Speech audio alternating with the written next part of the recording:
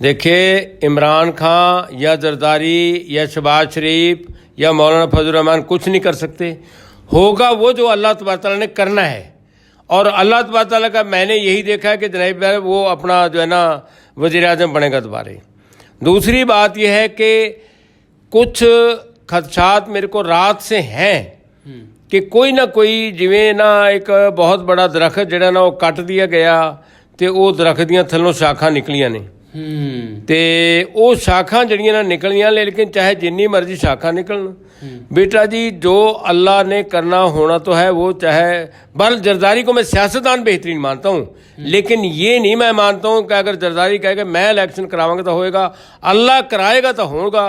लेकिन एक बात आपको मैं बड़े अल्लाह तबारक तआला के हुक्म से अर्ज़ करता हूँ कि अगर जरदारी साहब ने, मैं कहता हूँ सियाने बंदे तो भी कदे कदे कोई ऐसी गलती हो जाती है। जरदारी साहब ने सब तो बड़ी गलती अपने बेटे के खिलाफ करी है, अपने बेटे के पैरों से कुहाड़ी मारी है कि उहदी वज़ीर आज़म की सीट आन लगे उन्होंने 1 साल तो बाद आनी सीगी, उन्होंने जनाब तोड़ता। अगर इमरान खान 5 साल रहिंदा तो इमरान खान की हुकूमत नहीं आनी सी दोबारा।